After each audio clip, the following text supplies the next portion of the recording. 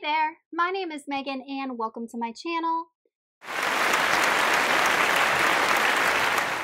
Today I'm actually filming a recent reads type video only because I have not been reading as many books as I have wanted to recently, and I haven't filmed any type of wrap up just because I haven't been reading that much. But before we go ahead and get on into the books, if you are not already subscribed to my channel, please go ahead and hit that subscribe button as well as the little bell icon so you can be notified every time I post new bookish content. I post new videos every Monday, Thursday, and Saturday, and sometimes other days throughout the week. Also, don't forget to check down in the description box below for links to all of my social medias, my Buddy Read Discord, and my Patreon, where you can be entered into winning book giveaways. The first book I'm going to be talking about that I finished is The Heroes by Joe Abercrombie. This is book 2 in his, I think it's called like his Levelers trilogy. So this is a series of 3 standalone books that do take place in his first law world. So the stories are and are not interconnected, meaning that he does draw a lot from what has already happened in previous books, as well as including a ton of characters from previous books in these stories. However, the stories themselves are standalones. So I have read, obviously his first law book, I read Best Served Cold, and having read those really helped in understanding what was going on in The Heroes. So if you are new to Abercrombie, I do suggest starting from like the beginning and reading the books chronologically. So in The Heroes, we are following Black Dow, which is a character from the first Law trilogy, and he has worked his way up to be known as King of the North. And then we have the King of the Union, who sees Black Dow as a threat and is basically trying to eradicate him. And Black Dow has amassed a lot of people like under his belt to fight for him, as well as the Union. So you basically have these two strong armies that are going to attempt to fight it out. This book is told from multiple points of view, some more than others, and the first point of view is Curtin Craw, and Curtin Craw is an aged soldier, and he is known as like Chief of the Named Men, and he is a soldier basically to Black Dow. Then we have Prince Calder, who is Bethed, who is from the original trilogy. It's his youngest son. Then we have Brenner Dan Gorst, who is King Gisele's former bodyguard. Corporal Tunney, who I think is pronounced as like Tinny in the book, who is kind of like this very almost like cynical type character that is just going through the motions of being a corporal. And lastly, we have Beck, who is a farmhand that was recruited into the military. His whole idea was to seek out glory, but as he goes through the motions and begins fighting in the military, really learns it's not all it's cracked up to be. And as expected, Baez is actually in this book as well, and he is right smack in the middle of things, stirring up trouble. So this entire book basically follows the days before or leading up to, during, and after this battle surrounding what's known as the Heroes. So the Heroes is basically this hill that has these stone statues on top of it, and whoever can control this hill kind of gets an advantage in this war. And this whole huge book basically follows the events surrounding this one battle. And I will say that personally, out of all the Abercrombie books that I've read, this has been my least enjoyed so far. And I really did like the way that he developed and presented the characters. In my personal opinion, he is great at writing characters. But my main complaint with him is that his plot meanders, or it appears that the plot is just not progressing. A lot of the times I felt like I was reading this book and I was just reading day-to-day stuff of these characters and their involvement in this war, instead of reading about things that actually progress the plot. It was like a snapshot of what it would be like, you know, to be a part of this experience. And that's just the way that Abercrombie writes, at least, you know, from what I've read. I just found myself a little less engaged with this book than I had been with other ones. And I think that was the main issue. So I ended up giving The Heroes 3 out of 5 stars just because I didn't love it. I didn't hate it. I just didn't love it. It wasn't my favorite, but it was still enjoyable overall. And I did read about 100 pages of this physically, and then I switched to the audiobook, and the audiobook is excellent. The narrator is excellent. He definitely makes the story come alive way more than it was when I was reading it. So if you are not feeling The Heroes by physically reading it, I can definitely recommend the audiobook. Next, I read Kiss of Steel by Beck McMaster. This is a steampunk fantasy romance book, and it's the first book I've read by this author, and it's the first book in a series.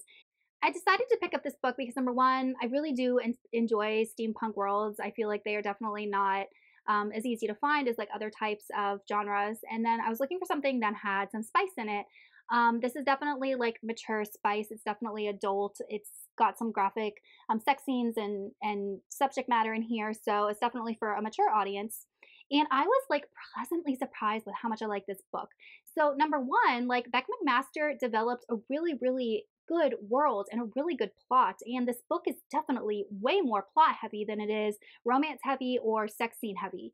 So it depends on what you're looking for in a story. Like if you want more of like the sex scenes and the romance, this book might not be for you because the plot was so good.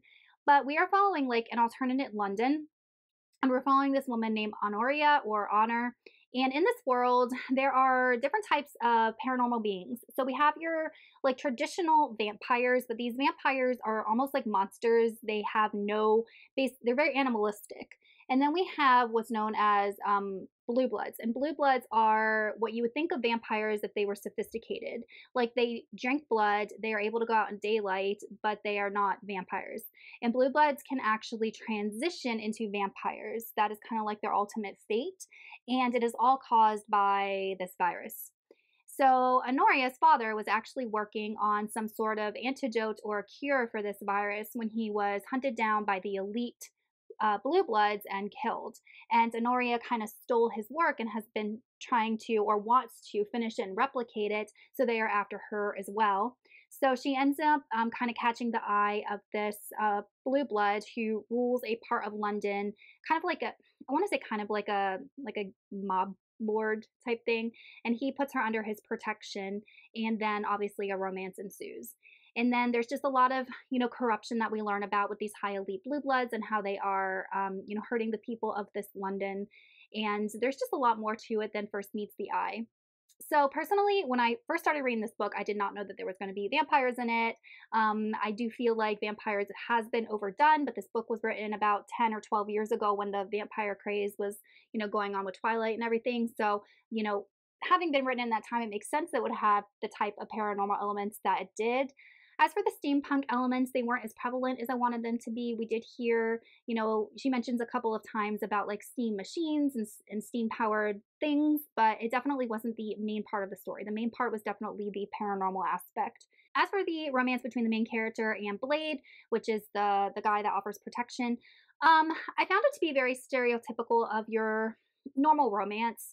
So I don't read a lot of romance per se, and someone who does not read a lot of that genre, found it very stereotypical.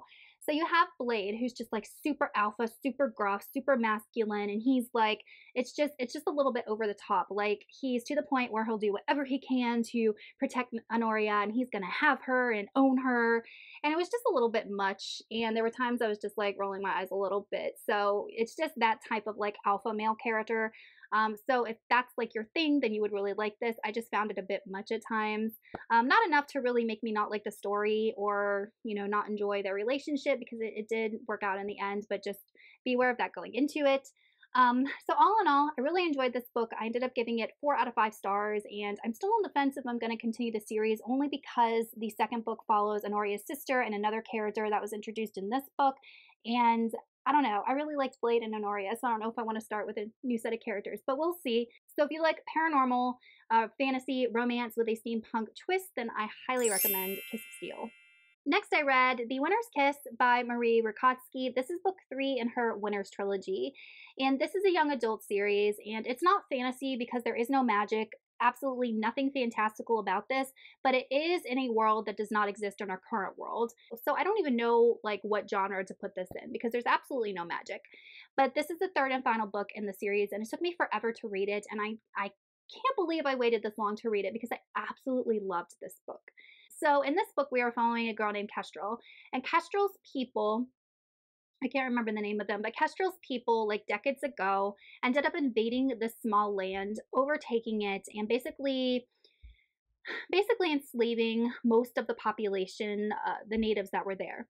And then we are following a character named Aaron, and Aaron is the original native to that land, and he ends up being bought by Kestrel.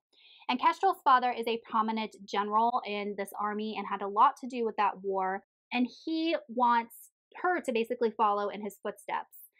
But once Kestrel buys Aaron, they end up developing a friendship, and eventually a relationship develops between them, like a romantic relationship.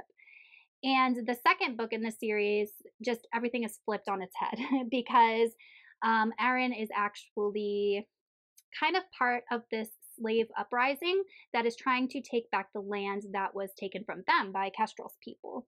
So there's impending war, there's impending uprising. You have Aaron, who's not being truthful with Kestrel about who he really is and his real intentions.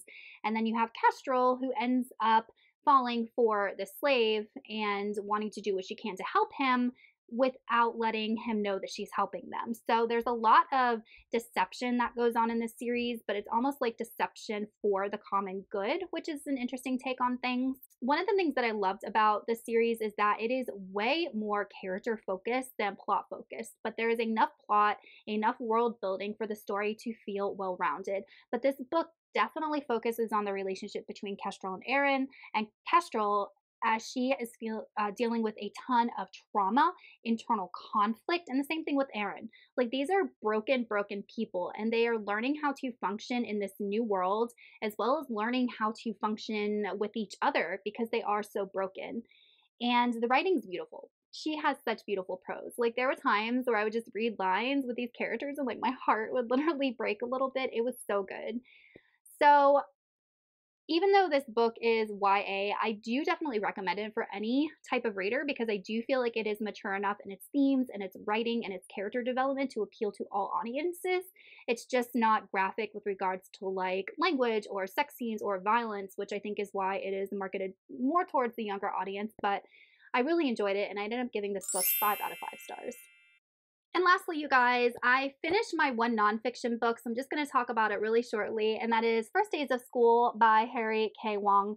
So I started reading this book, and it's basically all about how to be an effective teacher starting like on the first day of school, and how to implement strategies and procedures to make your classroom run smoothly.